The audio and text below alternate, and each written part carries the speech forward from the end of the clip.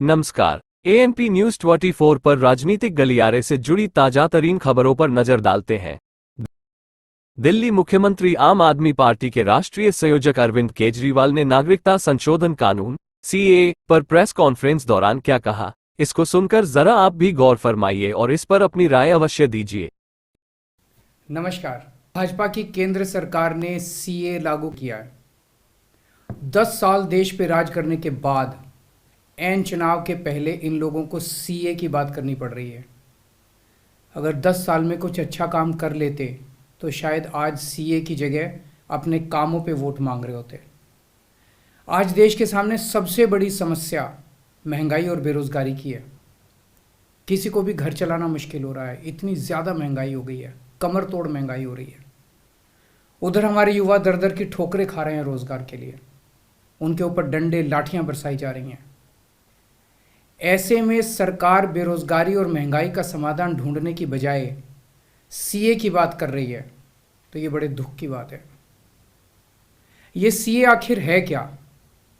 BJP की केंद्र सरकार का कहना है कि 3 देश, बांग्लादेश, पाकिस्तान और अफगानिस्तान, इन 3 देशों के अल्पसंख्यक जो हैं वो अगर भारत की नागरिकता लेना चाहें तो उन्हें भारत की नागरिकता दे दी जाएगी। इसका मतलब बड़ी संख्या में यहाँ से अल्पसंख्यकों को हमारे देश में लाया जाएगा, उनको रोज़गार दिए जाएंगे, उनके लिए घर बनाए जाएंगे, उनको यहाँ बसाया जाएगा। अजीब बात है ना। बीजेपी की केंद्र सरकार से हमारे बच्चों को रोज़गार दिए नहीं जा रहे, पाकिस्तान से लोगों को लाके उनके बच्चों को रोज़गार देना चाहते हैं। हमारे लोगों के पास तो घर नहीं है, भारत के तो ढेरों लोग बेघर हैं, लेकिन बीजेपी वाले पाकिस्तान से लोगों को लाके उन्हें भारत में बसाना चाहते हैं, उनको घर देना चाहते हैं।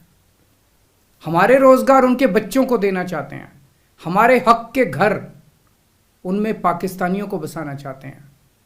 भारत सरकार का जो सरकारी पैसा हमारे परिवार और देश के विकास पे खर्च होना चाहिए, वो पैसा पाकिस्तानियों को भारत में बसाने पे खर्च किया जाएगा। इन 3 देशों में लगभग 2.5 से 3 करोड़ अल्पसंख्यक हैं। ये तीनों बहुत गरीब देश हैं। जैसे ही भारत के दरवाजे खुलेंगे, इन 3 देशों से भारी भीड़ हमारे भारत में आ जाएगी। अगर इन 2.5-3 करोड़ में से 1.5 करोड़ लोग भी भारत आ गए तो कौन देगा इनको रोजगार? कहाँ बसाओगे इनको? बीजेपी वाले अपने घर में बसाएंगे क्या इनको? इनके अपने घर में रखेंगे क्या इनको? बीजेपी वाले देंगे क्या इनको रोजगार? कौन देगा इनको रोजगार? तो प्रश्न उठता है कि बीजेपी ऐसा क्यों कर रही है। कई लोगों से मैंने बात की, कुछ लोगों का कहना है कि ये पूरा का पूरा खेल वोट बैंक बनाने की गंदी राजनीति है। इन तीनों देशों से 1.5-2 करोड़ लोगों को अगर भारत ले आया गया और उनको चुन चुन के इस तरह से देश के अलग अलग भागों में बसाया गया, जिससे जहां जहां बीजेपी के वोट कम हैं वहां झुग्गियां डाल के अगर इन लोगों को वहां बसाया गया तो वहां बीजेपी का एक पक्का वोट बैंक तैयार हो जाएगा, बीजेपी के वोट बढ़ जाएंगे। और आने वाले इस चुनाव में तो नहीं, आने वाले भविष्य के चुनाव में बीजेपी को इससे बहुत बड़ा चुनावी फायदा मिल सकता है, ऐसा कुछ लोगों का कहना है। मुझे नहीं पता ये सच है कि गलत, लेकिन सबसे बड़ा प्रश्न है कि बीजेपी ये क्यों कर रही है। एक तरफ बीजेपी की हरियाणा सरकार हरियाणा के बच्चों को रोजगार देने में असमर्थ है। रोजगार के लिए हरियाणा सरकार अपने बच्चों को इजराइल भेज रही है। इजराइल में हम सब जानते हैं कि युद्ध चल रहा है, हमारे बच्चों को युद्ध में धकेला जा रहा है।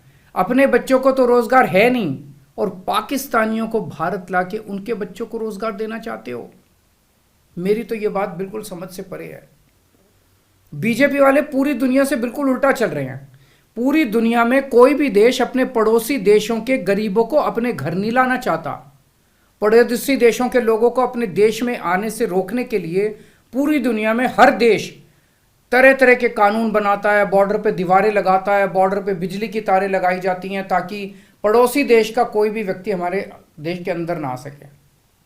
बीजेपी शायद अकेली पार्टी है पूरी दुनिया की जो पड़ोसी देश के गरीब लोगों को अपने देश में घुसाने के लिए दरवाजे खोल रही है, बिल्कुल उल्टा कर रही है।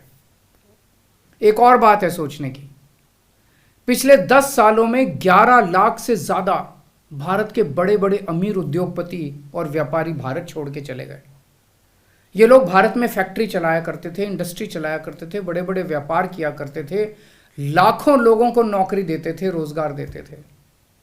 ये बीजेपी की गलत नीतियों और उनके अत्याचार से तंग आके भारत छोड़ के चले गए।